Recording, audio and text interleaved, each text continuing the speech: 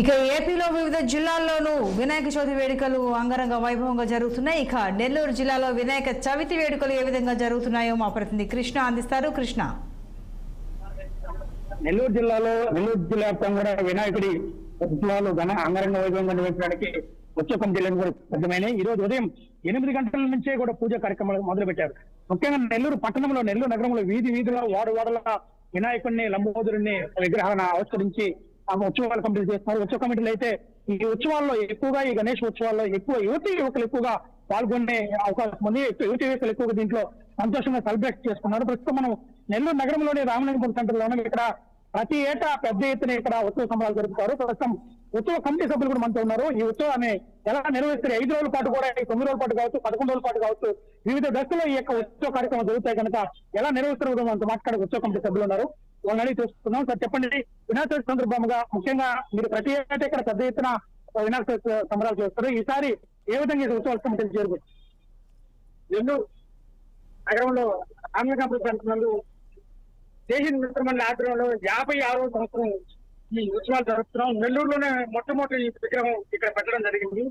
ఒక అడుగుతో ప్రారంభమైన విగ్రహం ఈ రోజు 18 అడుగుల దాకా చేయడం జరిగింది. సేవా కార్యక్రమాలు, అన్నదాన కార్యక్రమాలు, సాంస్కృతిక కార్యక్రమాలు, ఈ అన్ని కార్యక్రమాలతో 5 రోజులు ఈ ఉత్సవాలు జరపడం జరుగుతుంది. అలాగే పూజారి కూడా మన దగ్గర ఉన్నారు. ఈ విధంగా ఇక్కడ 5 రోజుల పాటు ఎలా పూజ కార్యక్రమం జరుగుతాయి, ఎటువంటి పూజ కార్యక్రమం జరుగుతాయి, ఎప్పటి నుంచి ఈ పూజ కార్యక్రమం ప్రారంభమవుతున్నాయి అనే విషయం మనం తెలుస్తున్నాం. పూజారి చెప్పండి, ఈ వినాయక చవితి సందర్భంగా ఎలాంటి పూజ కార్యక్రమం జరుగుతున్నాయి, ఎలాంటి కార్యక్రమం నిర్వహిస్తున్నారు ఇక్కడ?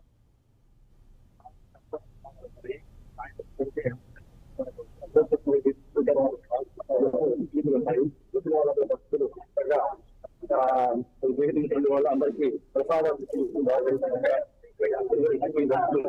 వినాయకుడు చూడడానికి వస్తారు. ఎందుకంటే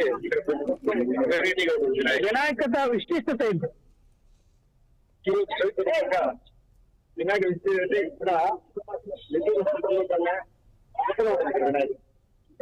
వినాయక చవితి పండుగ సందర్భంగా వినాయకుడు విశిష్టత ఏంటి, ఎందువల్ల వినాయకుని ఏర్పాటు చేసి ప్రజలు దీన్ని ఆరాధిస్తారు?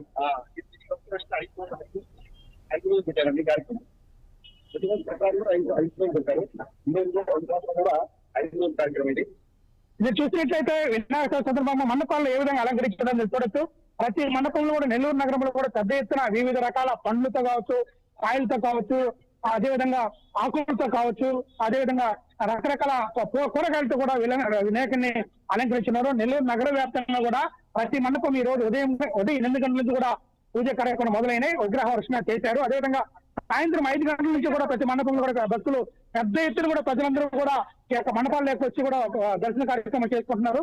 ప్రతి దగ్గర కూడా రాజకీయ నాయకులు కావచ్చు, ప్రజాప్రతినిధులు కావచ్చు, అధికారులు కావచ్చు ఈ యొక్క మండపాలు దర్శిస్తున్నారు. అయితే నెల్లూరు జిల్లా వ్యాప్తంగా కూడా ఎటువంటి అవాంఛనీయ సంఘటన జరగకుండా కూడా ప్రతి మండపం ఎక్కడైతే వినాయక విగ్రహాన్ని ఏర్పాటు చేస్తున్నారో అక్కడ ఉత్సవ కమిటీ సభ్యులందరూ కూడా ప్రతి ఒక్కరూ గవర్నమెంట్ నుంచి పర్మిషన్ తీసుకునే విధంగా, యుద్ధ ప్రతిపాదన పర్మిషన్ ఇచ్చే విధంగా కూడా ఏర్పాటు చేశారు. ప్రతి ఒక్కరు కూడా ఈ పర్మిషన్ తీసుకుంటున్నారు. అయితే ఈ రోజు జరుగుతున్న ఈ యొక్క ఉత్సవ కమిటీ, ఈ రోజు ఏదైతే ప్రారంభమైన వినాయక చవితి, ఈ నిరంతరం 5 రోజుల పాటు ఈ యొక్క వినాయక చవితి జరగనుంది. సంతోష్.